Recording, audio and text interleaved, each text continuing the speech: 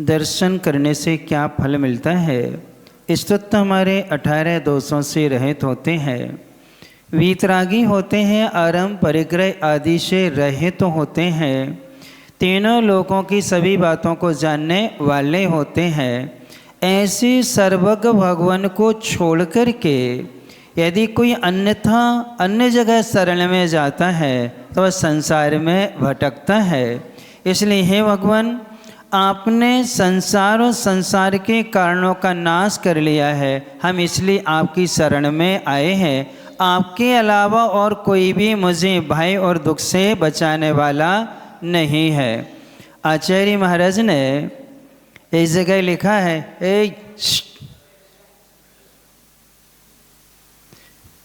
यानी कोई धनी नहीं है किन लोगों के,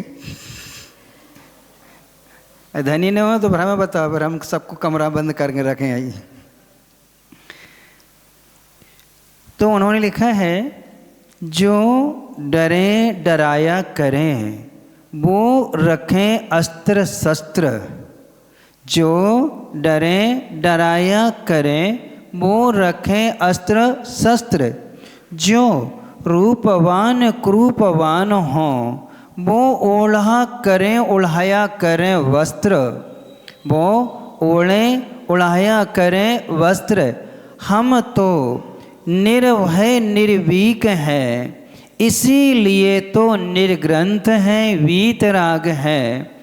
और हमारा जो है भय से लज्जा से रहित होने से, किससे? भय लज्जा से रहित होने से हम क्या नहीं रखते हैं? वस्त्र को क्या नहीं करते? रखते नहीं हैं। तो जितने भी संसार के देवी देवता हैं सभी लोग किन्हीं किन्हीं के पास में से कोई देव नहीं जिसके पास में कोई अस्त्र शस्त्र ना हो। किन्हीं के हाथ में चक्र मिलेगा तो किन्हीं के हाथ में धनुष मिलेगा, त्रिशूल मिलेगा, गदा आदि क्या है ये उनके साथ मिलते हैं। और अधिकांश देवों के साथ में उनकी धर्म पत्नियां क्या बनी रहती हैं? साथ में रहती हैं। तो जब ये राग से सहित हैं, इनका जन्म भी होना और इनका क्या होना है? मरण भी होना है। तो वो मुझे कैसे भय से बचा सकते हैं? हमें कैसे दुख से बचा सकते हैं? जब भय और दुख से वो स्वयं परे नहीं हैं तो हमें भी नहीं बचा सकते हैं। फिर हम उन्हीं की शरण में क्यों जाते हैं? किनको छोड़ करके? किनको छोड़ करके? वीतरागी भगवान को छोड़ करके हम कहाँ जाते हैं? उनकी शरण में जाया करते हैं।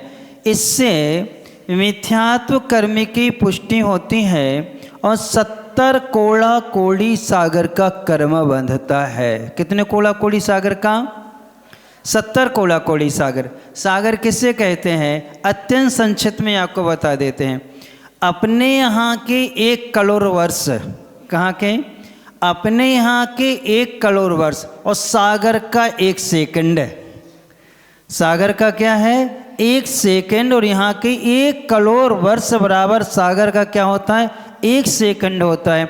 ऐसे 70 कोड़ा कोड़ी सागर तक ये कर्म को क्या करना पड़ता है? भोगना पड़ता है। इसलिए हे भगवान, आपके अलावा तीनों लोकों में हमारी रक्षा करने वाला ना कोई था, ना कोई है और ना कोई भविष्य में होगा। देखो अत्यंत सरलता से, मारीच भरत जी के सुपुत्र थे। किसके सुपुत्र थे? भरत जी के। अब उन्होंने जिन धर्म के विरोध में चले, किसके विरोध में?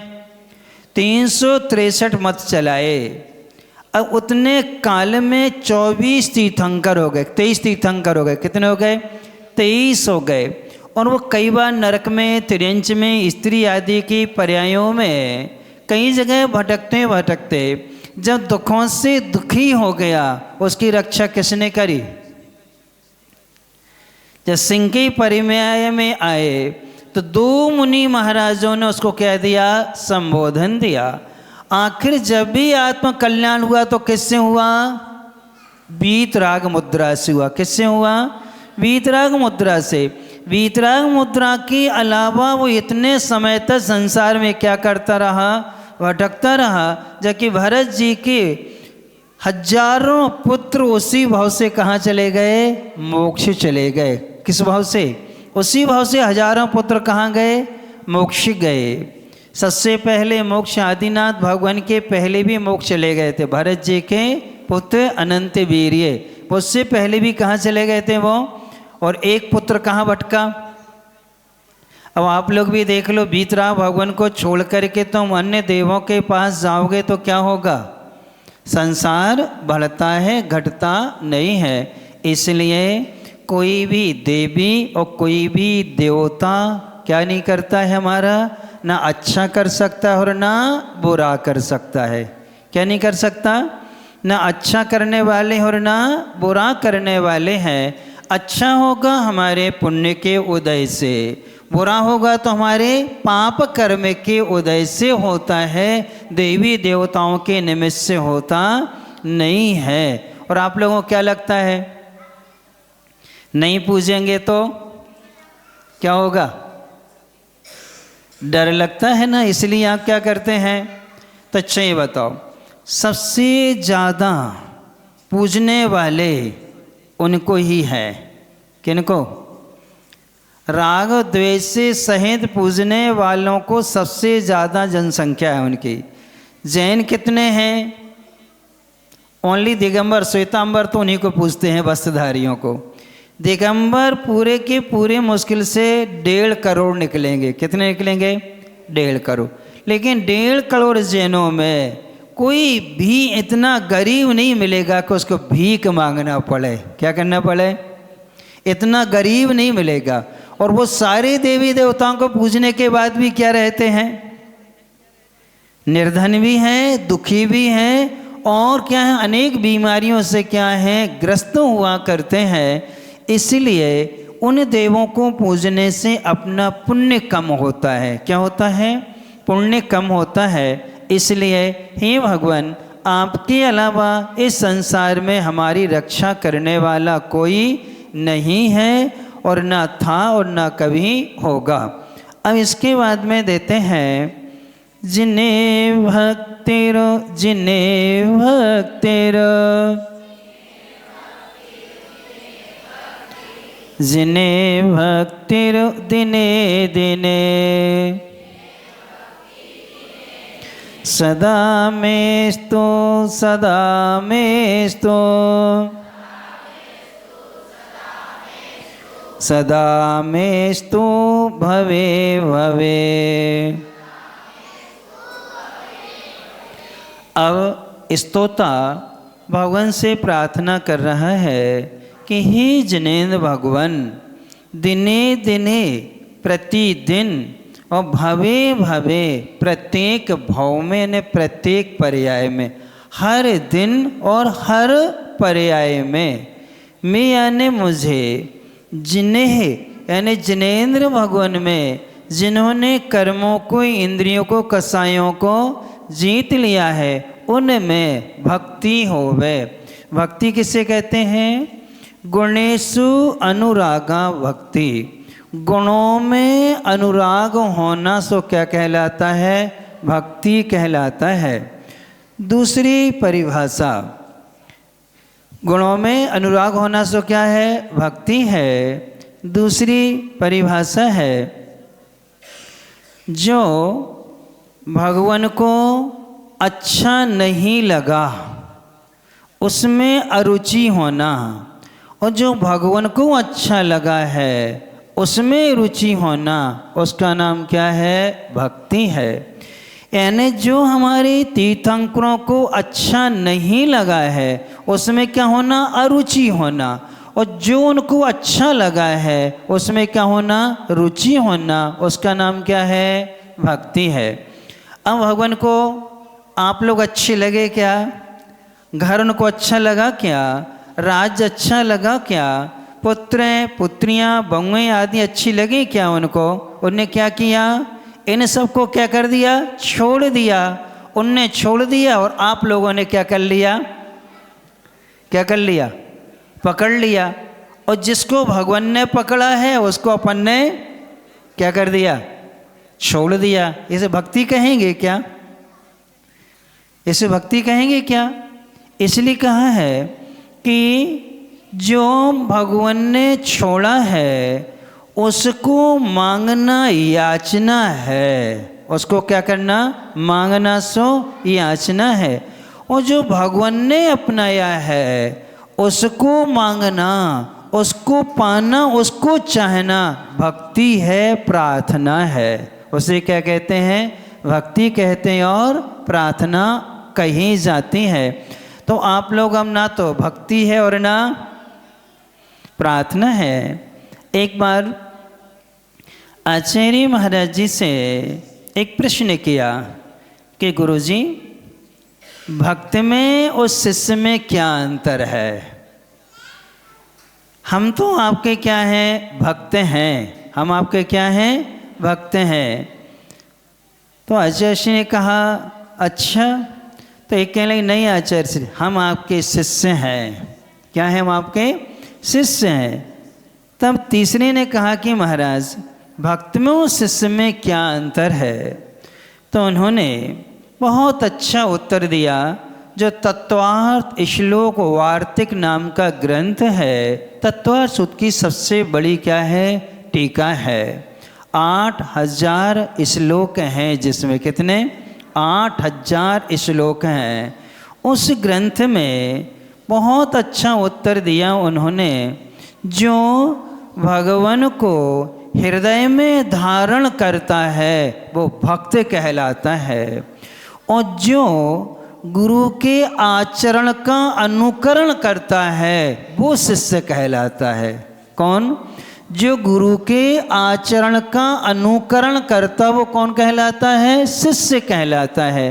तो जितने मुनि महाराज हैं, जितने ऐलक क्षुल्लक आरिकाएँ हैं, ये शिष्य हैं। और बाकी सब क्या है? यानी आप लोगों ने गुरु के आचरण को स्वीकार नहीं किया, सो आप क्या हैं? भक्त हैं। और हमने गुरु के आचरण को क्या कर लिया? स्वीकार कर लिया। सो हम लोग क्या बन गए? शिष्य बन गए। अब तुम लोगों को क्या बनना? भक्त की शिष्य। भक्त बने रहोगे तो कभी कल्याण नहीं होगा। क्या करने से? भक्त बनने से कल्याण नहीं होता। कल्याण जब भी होगा तो क्या होगा? शिष्य बनने से हुआ करता है। इसलिए भक्ति जो होती है मन से, वचन से और काय से होती है। तीनों योगों से की गई भक्ति ही सार्थक होती है। और जिस भक्ति में जो योग नहीं लगता है, अगले भाव में या वर्तमान में वही योग हमारा विकृत होता है। मन से भक्ति नहीं करोगे, आपका मन विकृत होगा। वचन से भक्ति नहीं करोगे, अपन को बोलने की शक्ति नहीं मिलेगी। और काय से भक्ति नहीं करेंगे तो हमें योग्य शरीर नहीं मिलेगा कि हम भगवान की क्या कर सकें? विनय कर सकें। विकलांग मिलेगा। यह हमें सफ़ेद दाग आदि, चर्म रोग, कुष्ठ रोग आदि हो जाएंगे। अथवा हमारे शरीर में ऐसा रोग हो जाएगा जिससे रक्त मवाद आदि क्या है? बहती रहती है। अर्थात हम उनको छीने के योग्य नहीं होते हैं। अथवा नीच कुल में शूद्रों में जन्म हो जाता है, तब भी हम छीन नहीं पाते हैं। तो क्यों? हमने क्या नहीं करी थी? शरीर से भक्ति नहीं करी थी। जैसे एक व्यक्ति कह रहे थे, महाराज आप काय को लग्न क्रियाओं में मन अच्छा होना चाहिए। क्या होना चाहिए? मन अच्छा होना चाहिए। मन में अच्छे भाव होना चाहिए। क्रिया से क्या प्रयोजन है? तब उनको एक बहुत अच्छा उदाहरण दिया जो प्रश्नोत्तर श्रावकाचार्य में शकल कीर्ति महाराज ने दिया हुआ। अपने यहाँ पर 35 श्रावकाचार्य हैं। कितने श्रावकाचार्य हैं? 35 श्रावकाचार्य हैं। अलग अलग आचार्यों ने श्रावकों के विषय में लिखे हैं। तो प्रश्नोत्तर श्रावकाचार्य में दिया कि आपने फल को देखा होगा।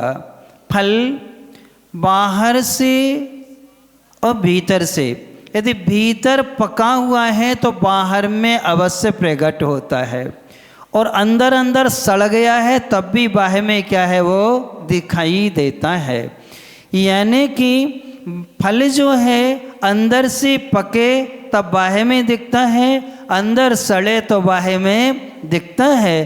तो उन्होंने कहा जैसे अंतरंग में तुम्हारे भाव हैं वैसे आपके शरीर में क्या है, दिखाई देंगे। वैसे नियम से क्या होते हैं, दिखाई देते हैं। अब आप विचार करो, अच्छे भाव नहीं है तभी तो आपके हाथ नहीं जुड़ रहे।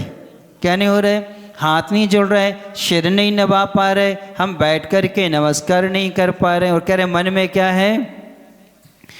तो ये तो पक्का है कि जहाँ मन में विनय होती है वहाँ अस्वस्थ और असमर्थ व्यक्ति भी क्या हो जाता है, झुक जाया करता है। इसलिए तीनों योगों से भक्ति करना। कितने योगों से, तीनों योगों से, मन से भी, वचन से भी और काय से भी। और कैसे करना चाहिए, 4 कारणों से रहित। कितने कारणों से, भय से, आशा से, स्नेह से और लोभ से। क्यों, भय किन से लगता है, जिनसे अनिष्ट होने की संभावना होती है उनसे क्या लगता है, डर लगता है। यानी जिन जिन से हमारा बुरा होना है उनसे हमें क्या लगता है, डर लगता है। तो क्या बीतरागी देव शास्त्र गुरु से अनिष्ट होगा क्या, फिर क्यों डरते। जब उनसे हमारा अनिष्ट होना ही नहीं है तो हम उनसे डरते क्यों हैं। फिर आशा, मिलेगा हम लोगों से कुछ क्या, जब हमारे पास कुछ है ही नहीं तो हम क्या देंगे।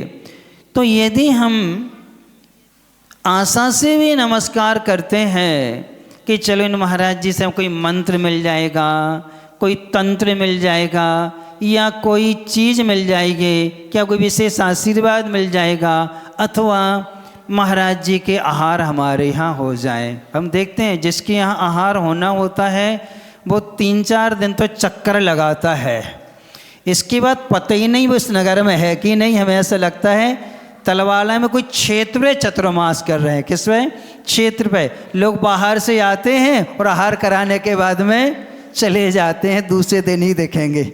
यानी ऐसे 200-500 किलोमीटर वाले हों। तो ये क्या है, आप इस कारण से यदि आप आए हैं, जुड़े हैं, तो ये पक्का मान के चलो ये मिथ्यात्व है। आप किससे जुड़े हैं, आशा से, इनको ये मिल जाएगा। इसलिए हमें महाराज के पास क्या करना है, जाना है। इन भगवान से हमारे लिए कुछ मिलेगा इसलिए हमें क्या करना है, जाना है। आशा से कभी इनको हम नमस्कार नहीं करते हैं। फिर है स्नेह से। स्नेह का मतलब होता है हमारे कुटुंबी हैं। क्या है, हमारे परिवार के हैं, हमारे रिश्तेदार हैं, हमारे परिचय थे उनके हैं, इसलिए कहाँ जाना है, महाराज जी के पास जाना। अच्छी ईमानदारी से बताओ, तुम्हारे कुटुंब का कोई रिश्तेदार महाराज बन जाए तो उनके प्रति जितना समर्पण है उतना हम लोगों के प्रति है क्या, बिल्कुल नहीं है। नहीं है। क्यों नहीं है, क्योंकि वे हमारे घर के हैं और हम लोग तो आपके घर के भी नहीं हैं, कुटुंब के भी नहीं हैं। हम लोग तो नदी में बह रहे थे, सो क्या कर लिया, यहाँ के दोनों सेठ और कमेटी वाले अनिल कमली से घर चलिए तो उठा लाए, है ना। घर के होते तो होता कि नहीं होता। ये स्नेह है। स्नेह के कारण किसी की भी विनय करना ये मिथ्यात्व की कोटि में आता है। लोभ से, किससे, लोभ से। महाराज के परिचय में बड़े बड़े ऑफिसर हैं, बड़े बड़े सेठ लोग हैं, चलो हमारी सर्विस लग जाएगी, हमारा उनसे केस आदि ने पड़ जाएगा, उनसे हमारा कोई काम हो जाएगा। इस लोभ से हम कहाँ जा रहे हैं, किनके पास जा रहे हैं, महाराज जी के पास जा रहे हैं या भगवान के पास जा रहे हैं। हमारी दुकान अच्छी चलने लगे, हमारे यहाँ मोड़ा मोड़ी अच्छे हो जाएं, बहुत दिन से नहीं हो रहा है महाराज, आशीर्वाद दे दो, कोई उपाय बता दो। दुकान नहीं चल रही है, अच्छी चलने लगे, कोई उपाय बता दो। ये सब लोभ के कारण से हम कहाँ जा रहे हैं। यदि हम लोग ये काम करने लगते, क्या आप कोई यंत्र देने लगें, धागा वगैरह बांधने लगें, अतः झाड़ फूँक करने लगें, तो यहाँ क्या नहीं मिलेगी, है तुम लोगों को जगह नहीं मिलेगी बैठने के लिए, है ना। सब लोग क्या आ जाएंगे, तो आप किससे आ रहे हैं? भय, आशा, स्नेह और लोभ से। इन 4 कारणों से हमें भगवान की भक्ति नहीं करना चाहिए, निस्वार्थ भक्ति करना चाहिए। कैसी भक्ति? निस्वार्थ भक्ति करनी चाहिए। भक्ति के विषय में आचार्य महाराज ने लिखा है, हमारी भक्ति प्रभु के प्रति बारिश जैसी नहीं होनी चाहिए। क्या?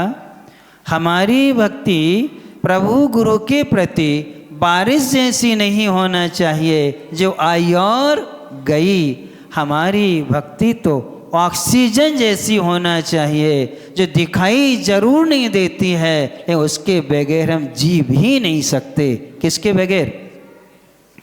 ऑक्सीजन दिखाई देती है क्या, लेकिन उसके बगैर हम क्या नहीं कर सकते? जी नहीं सकते हैं। तो ऑक्सीजन जैसी भक्ति कितने लोगों की है? और तुम लोगों की भक्ति तो कैसी है? बारिश जैसी है, आई और गई। हम एक उदाहरण और देते हैं। सीधे बैठो। और अपनी भक्ति एक और है। अपनी भक्ति कैसी है? डॉक्टर जैसी है। जब बीमार भाई सो डॉक्टर के यहाँ पहुँच गए, और जैसे अपन ठीक हो जाते हैं, जाते डॉक्टर साहब के पास, है धन्यवाद देवे कि डॉक्टर साहब बहुत बहुत धन्यवाद, आपकी दवाई से हम क्या हो गए हैं? ठीक हो गए हैं। अब कब जाओगे? जब दोबारा बीमार हो गए तब कहाँ जाओगे? ऐसे ही तो आप लोग हैं कि जब कोई काम पड़ा सो महाराज जी महाराज जी, और जब काम निकल गया सो क्या हो गए? गायब हो गए, पता ही नहीं कहाँ है। हम देख रहे हैं यहाँ तलवाड़ा बहुत से लोगों को देख रहे हैं, काम होता है तो दिख जाते हैं, नजर आ जाते हैं, और जब काम निकला सो क्या हो गए? गायब हो गए। क्योंकि ये स्वार्थमय भक्ति कहलाती है। ऐसी भक्ति तो अनादि काल से करते आए हैं, और उसी का परिणाम है कि आज तक हमें कुछ मिला नहीं है और ना हमने आज तक कुछ क्या है पाया है। और जिनकी भक्ति निरंतर बनी रहती है वो कहीं ना भयभीत होते हैं, ना कभी उनको क्या होता है? दुख होता है। अभी स्थापना के दिन वहाँ के लोग आए मध्य प्रदेश के, तो कहने लगे महाराज जी आपको अनजान समाज में आप कभी नहीं आए हैं, कोई परिचित नहीं है, आपको डर नहीं लगा इनके यहाँ रहने में? आपको इनके बीच में रहने में डर नहीं लगा? यानी क्या ले जाएंगे हमारा? हमारा ले क्या जाएंगे? काय का डर हमारे लिए? कहीं आपको ऐसा नहीं लगता कि कुछ कर दें? हमने कहीं क्या करेंगे? ये कुछ करने वाले नहीं, हमारा पाप कर्म का उदय आएगा तो तुम भी सामने खड़े रहोगे तो मुझे बचा नहीं पाओगे। और पुण्य का उदय है, हम जंगल में भी रहेंगे तो लोग वहाँ भी क्या हैं? आ जाएंगे। कौन? तो ये अच्छा बुरा कराने वाला कौन है? हमारा पुण्य और पाप। इसलिए ना हमें अनजान जगह में डर लगता है और ना परिचित जगह में। कहीं भी जाते हैं क्या रहते हैं? बड़े अच्छे से सुख और शांति से क्या है रह लिया करते हैं। और हमने कहा चिंता नहीं करो, बस 2 महीने लगेंगे या मुश्किल से 3 महीने लगेंगे, ये तुमसे भी अच्छे भक्त बन जाएंगे। किनसे? यानी तुम लोग जैसे जुड़े हो उससे भी ज़्यादा ये लोग भी क्या हो जाएंगे? जुड़ जाएंगे। क्यों? परिचय होने में समय लगता है। अच्छी वस्तु की परख बहुत कम लोगों को होती है, और बुरी वस्तु की तो क्या है? अपन पहचानते ही आए हैं, करते ही आए हैं, उसका प्रभाव तो है ही है। इसलिए हे भगवान ये भक्ति जो है प्रतिपल प्रति क्षण बनी रहे, क्योंकि हमेशा बनी रहे, हर पर्याय में बनी रहे। कैसी बनी रहे? हमेशा बनी रहे और हर पर्याय में बनी रहे।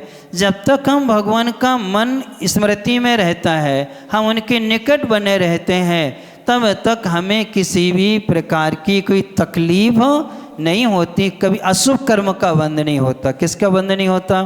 अशुभ कर्म का बंध नहीं होता है।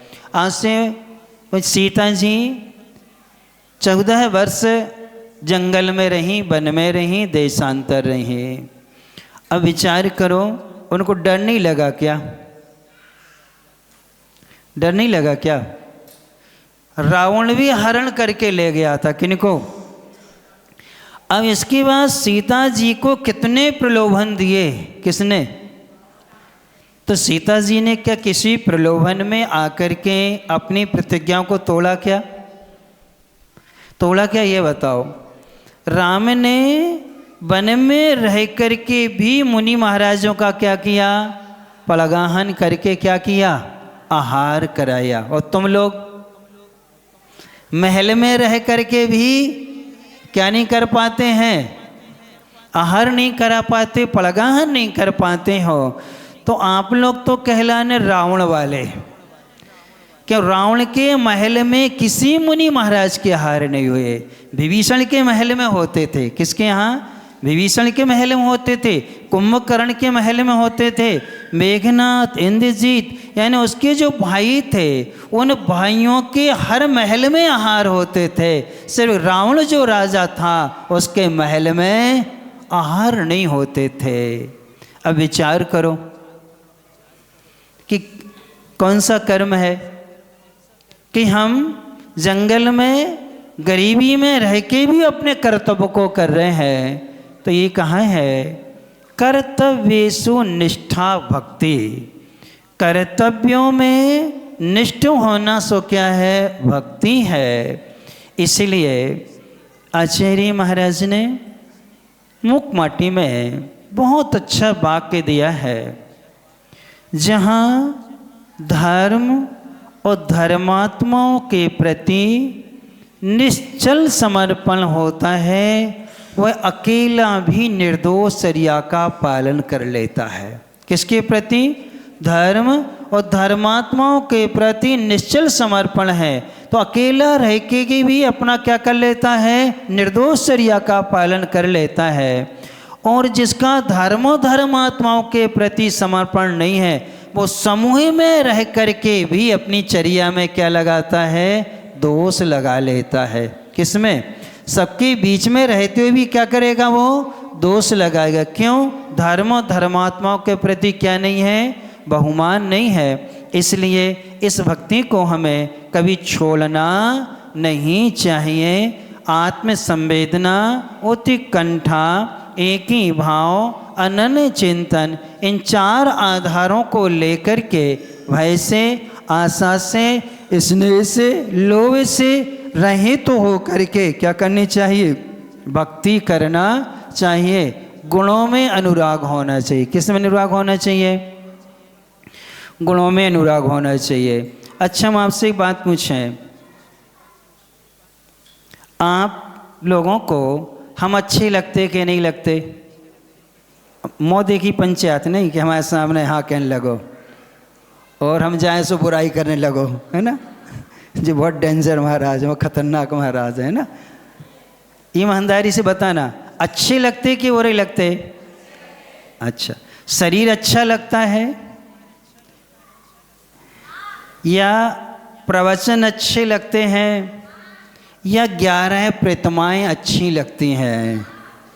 क्या अच्छा लगता है? यदि आपको शरीर अच्छा लग रहा है किसी साधु का तो समझना मिथ्या दृष्टि है।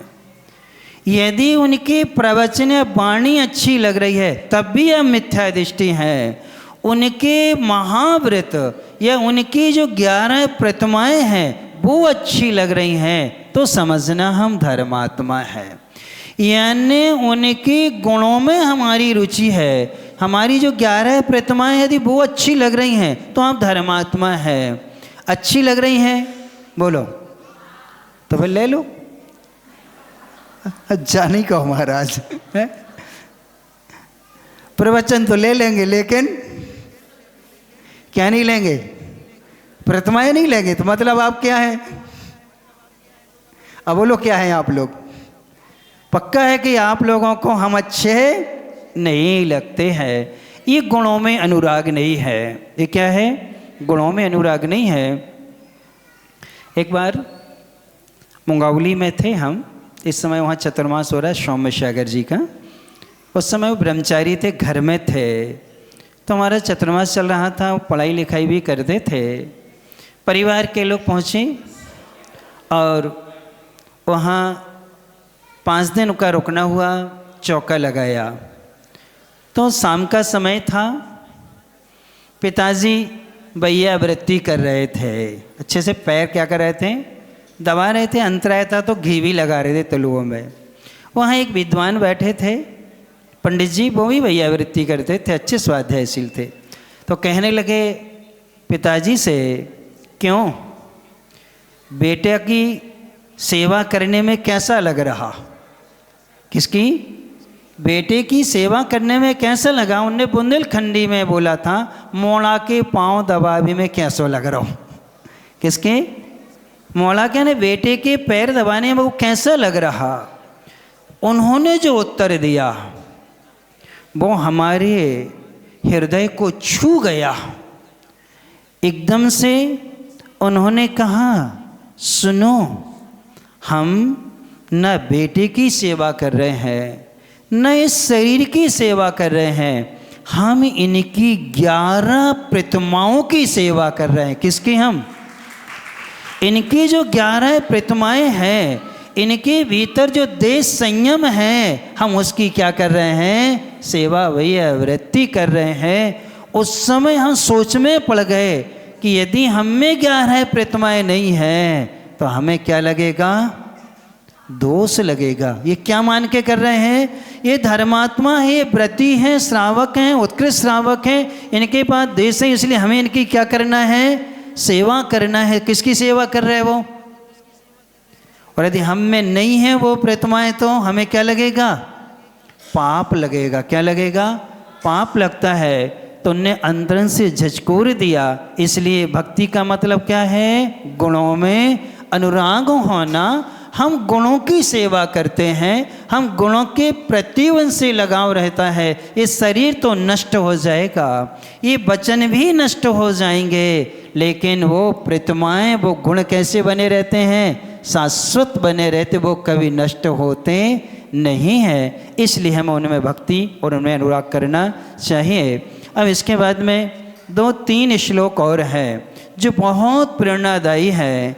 11वां श्लोक तो बहुत ना ज़्यादा प्रेरणादायी है कि वास्तव में हमारी भक्ति कैसी होना चाहिए और हमें क्या मांगना चाहिए भगवान से, वो अपन कल पढ़ेंगे। कहानी की ओर चलते हैं। उपकारी के उपकारों को अंतरंग के पृष्ठों पर स्वर्ण अक्षर से लिखा है। यानी जो हमारे उपकारी होते हैं, हम उनके उपकारों को अंदर स्वर्ण अक्षरों से लिख लेते हैं, कहीं स्वर्ण कभी नष्ट नहीं होता है। एक बार अभी सागर में हमसे पूछा कि महाराज जी, हमें दान में मंदिर में क्या देना चाहिए? हमने बहुत अच्छा उत्तर दिया, जो वस्तु नष्ट ना हो वो देना चाहिए। क्या? जो वस्तु नष्ट ना हो वो देना चाहिए। तो मतलब क्या? हमने कही थाली दोगे नष्ट हो जाएगी, टेबल बेंच दोगे खराब हो जाएगी, टूट फूट जाएगी, तो तुम्हें टूटा फूटा ही पुण्य मिलेगा। यानी स्वर्ण दान करो, स्वर्ण कभी नष्ट है।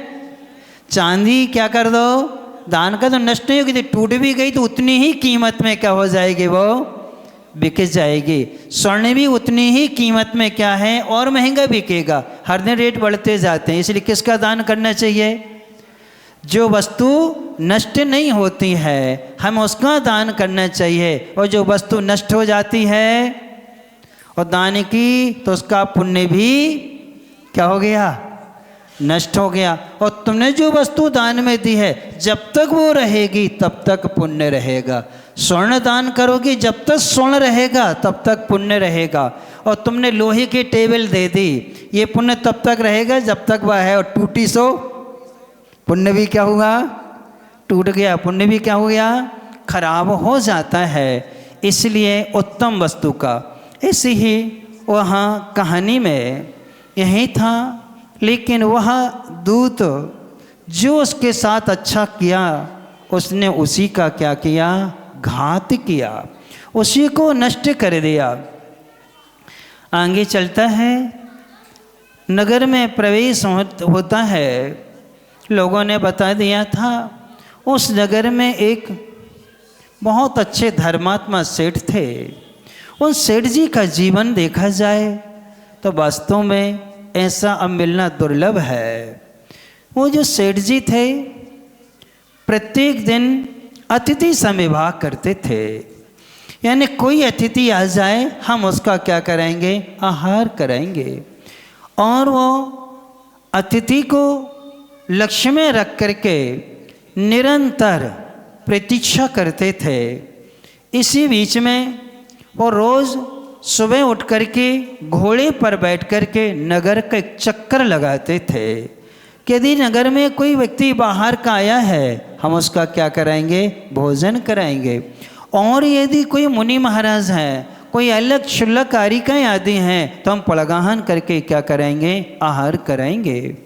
बुंदेलखंड में बहुत से घर हैं, चूँकि परिवार में भी हैं, अभी इस समय इंदौर में रहते हैं, माता राम की प्रतिमाएँ हैं, लेकिन 91 में उन्होंने नियम लिया था हम पड़गाहन करके ही आहार करेंगे।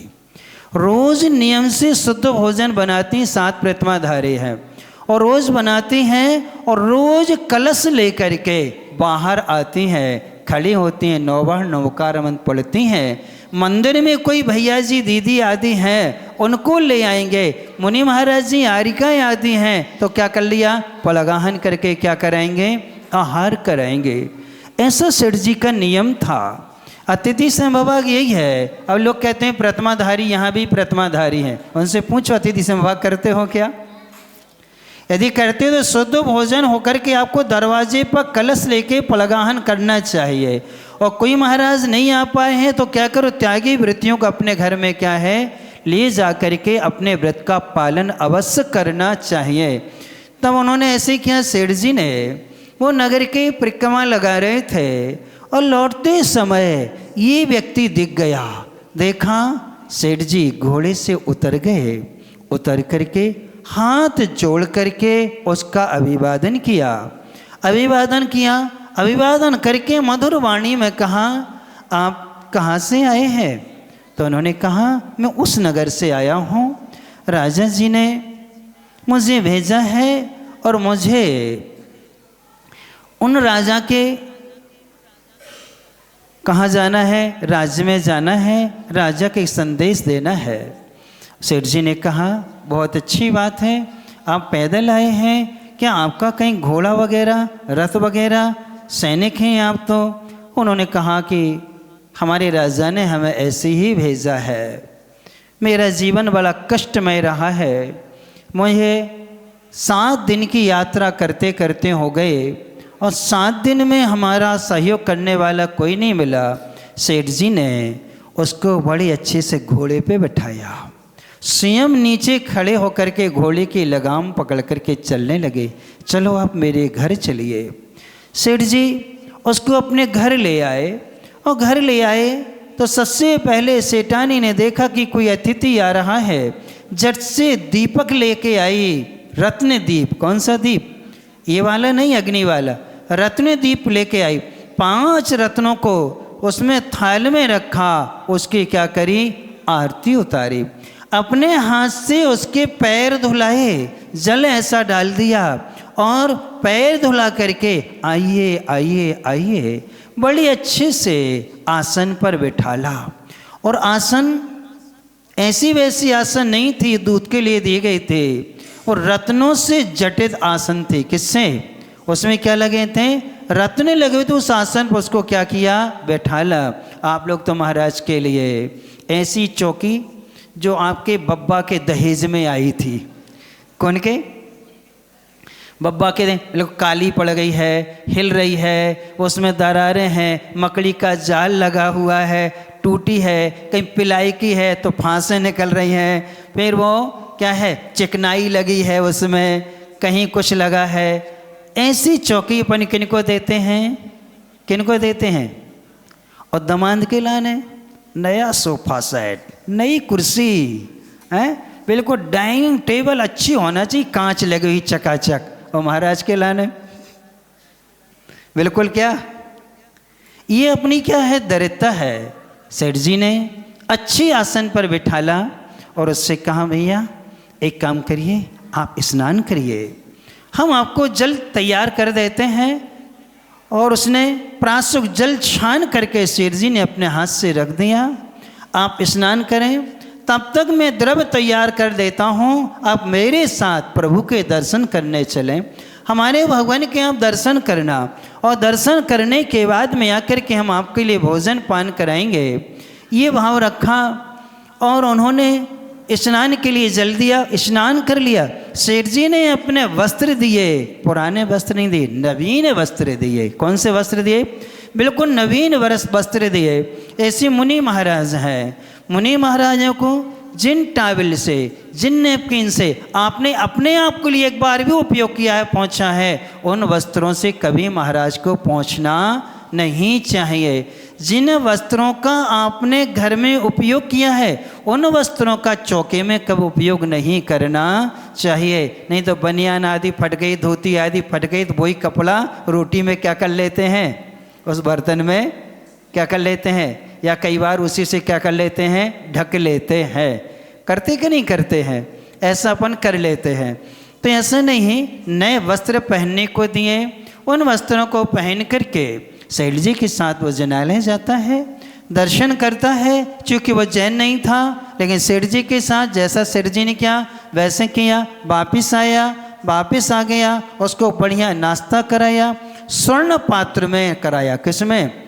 स्वर्ण के पात्रों में सेठ जी ने उसको क्या कराया, अपन लोगों जैसे नहीं, स्टील के टूटे फूटे बर्तन, है ना, कहीं कटोरी टूटी है, कहीं चम्मच टूटी है, कहीं थाली क्या है, क्रैक है, टूटी है, उसी में रख करके क्या करा देते हैं, आहार। कई बार जग देखते हैं, आजकल वो आ गए हैं टोंटी वाले, इतने गंदे रहते हैं कि वहाँ पूरी काई क्या है, जमी रहती है, उसी से हम आहार देते हैं। तो महाराज के पेट में अमीबा पहुँच जाएगा, क्योंकि अमीबा एक बार पेट में पहुँच जाता है तो फिर वो नष्ट नहीं होता, उससे एमोवाइसिस आदि अन्य बीमारियां क्या हैं, हो जाती हैं। इसलिए उन्होंने स्वर्ण पात्र में आहार कराया। आहार कराने के बाद में नाश्ता हो गया। नाश्ता के बाद में दोपहर होने वाली थी, 11 बजे पुनः बुलाया। सेठ जी ने अपने साथ वैसी आसन में बिठाला और अच्छे से भोजन कराया। सेठानी ने बहुत विनय से परोसा, और सेठ जी का जो बेटा था उस अतिथि के लिए हवा करने लगा। क्या करने लगा?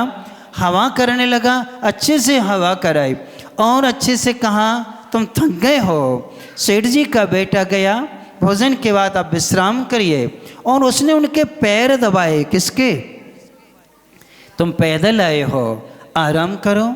आराम करने के लिए शाम का भोजन हुआ। शाम को भी कहा अच्छा चलो जिनालय चलते हैं, साथ में गया, आरती करके वापस आ गया।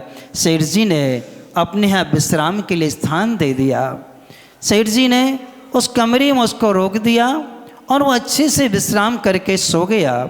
जैसे ही शयन करता है, अर्धरात्रि का समय होता है, उस नगर में डाकू आते हैं।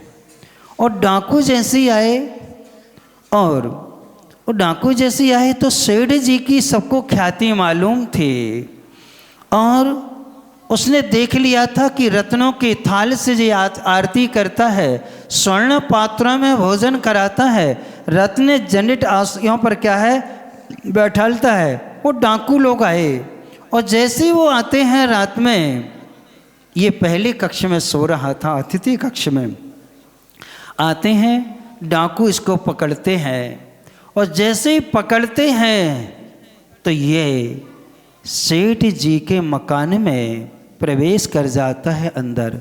क्यों? वहाँ किसी घर में ताला नहीं डलता है। क्या नहीं डलता था? ताला नहीं डलता था। ये गया, सेठ जी उठ गए और देखा, अरे अतिथि जी आप? हाँ सेठ जी, कुछ काम है इसलिए हम यहाँ जा रहे हैं। उन्होंने कहा कोई बात नहीं, अतिथि से क्या डर है, और वो तो देवता के समान है। सेठ जी निश्चिंत सो गए। ये तिजोरी के पास ले गया और डाकुओं के लिए पूरे रत्न पूरा स्वर्ण चांदी जितना था सेठ जी का धन सब कुछ किनको दे दिया? डाकुओं को दे दिया। और डाकुओं से मिल करके हाथ जोड़ लिए और चुपचाप जाके कमरे में क्या है, सो गया। जब सो गया, प्रातः काल उठते हैं सेठ जी, स्नान आदि करने के पहले नगर का चक्कर लगा के आते हैं।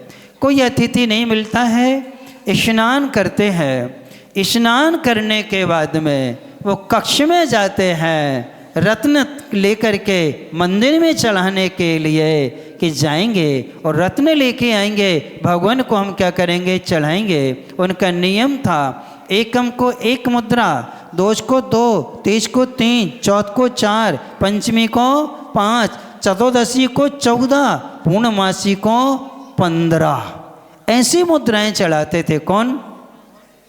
वो सेठ जी। तो जैसे ही वहाँ गए, उनने देखा, देख करके अवाक रह गए। यहाँ तो क्या है, कुछ भी नहीं है, पूरा क्या है, खाली पड़ा है। सेठ जी की आंखों में आंसू आए। हे भगवान, अब मैं क्या रत्न चढ़ाने का जो मेरा नियम था, मुद्रा चढ़ाने का नियम था, मैं कैसे पालन करूँगा? तत्काल आवाज़ देते हैं सेठानी जी को। सेठानी आती हैं, बेटे को आवाज़ देते हैं, बहू को आवाज़ देते हैं, और देखते हैं तो वो भी अवाक रह जाते हैं। तो दोनों बहू और सेठानी कहती हैं, पिताजी आप विकल्प ना करें, आप अपनी प्रतिज्ञा का पालन करें। हम लोग जितना आभूषण पहने हैं वो सारे के सारे आभूषण क्या हैं, उतार देते हैं। आप इनसे क्या करो, चढ़ा करके भगवान की क्या करो, पूजन करो। हम इनके बगैर भी रह सकते हैं, लेकिन बगैर चढ़ाए भगवान की पूजन हम नहीं करेंगे। आप अपने नियम का क्या करें, पालन करें। जब ऐसा देखा उसने, किसने, सेठ जी को अभी भी शक नहीं है, और उससे कहा, मित्र बहुत सौभाग्य था, कल तक कितना पुण्य का उदय था, हमने तुम्हारी अच्छी सेवा करी है, आज ऐसा कर्मिक का उदय आया है कि आज हम तुम्हारे लिए स्वर्ण पात्र में आहार नहीं करा पाएंगे, रजत पात्र में नहीं करा पाएंगे। चोर लोग क्या हैं, सब ले गए हैं, हमें क्षमा करना, तुम राजा के सेवक हो, हमें तो राजा जैसी तुम्हारी भाई सेवा करनी चाहिए, लेकिन क्षमा करें। इतना उससे कहते हैं। शेष कहानी डैश डैश डैश आगे मालूम चलेगा कि आगे क्या होता है और आगे क्या जीवन में होता है। देखो, सेठ ने उसका इतना उपकार किया, लेकिन उसने सेठ को भी क्या कर दिया, क्या कर दिया, लुटवा दिया। इसके बाद भी सेठ ने अपने प्रति, उसके प्रति संदेह का भाव नहीं लाए हैं। इसे हमें शिक्षा लेना चाहिए। हमारा कोई कितना भी अपकार करे, लेकिन हमें उसका अपकार नहीं करना चाहिए, जबकि भला ही सोचना चाहिए। और जो हमारे उपकारी हैं उनको कभी भी क्या नहीं करना चाहिए, दुखी नहीं करना चाहिए। इसलिए आप लोग भी इन नीति वाक्यों को नोट करते जाना और आपके जीवन में क्या आएंगे, काम आएंगे। आज के नियम का पालन कौन कौन ने किया? क्या नियम था? अच्छा, लिखा हुआ कागज नहीं फाड़ना। जिनने पालन किया उन सबके लिए आशीर्वाद, जिनने नहीं किया उन सबके लिए। अब कल के लिए नियम चाहिए कि नहीं? पक्का पालन करोगे कि नहीं? कच्चा कि पक्का? ठीक। कल के लिए बहुत इजी नियम देते हैं। कल के लिए सरल नियम है। कल आप सभी को भगवान का अभिषेक देखने के बाद भोजन पानी ग्रहण करना है, और जो योग्य हैं वो करेंगे। जो क्या है, योग्य हैं वो क्या करें, भगवान का अभिषेक करने के बाद ही क्या करेंगे, जलपान ग्रहण करेंगे। जो नहीं कर पाते हैं वो भगवान का क्या देखेंगे, अभिषेक देखेंगे, और देख करके जाएंगे। फिर क्या करेंगे, बच्चों लोग ध्यान रखना, जल्दी उठना और मंदिर आ जाना, है ना। यदि 7:30 में स्कूल जाना है तो 6 बजे आ जाना, महावीर भगवान का अभिषेक आपको देखने को मिल जाएगा। तो अभिषेक देखा, हाथ जोड़ के और भगवान का अभिषेक देख के क्या है, आ जाना, फिर दूध पी लेना और फिर नाश्ता कर लेना और कहाँ चले जाना, स्कूल चले जाना। इस नियम का पालन करें। भगवान से प्रार्थना करें कि कल चतुर्दशी भी है, भगवान का अभिषेक देख कर के हम क्या करेंगे, भोजन पान को ग्रहण करेंगे। ओम।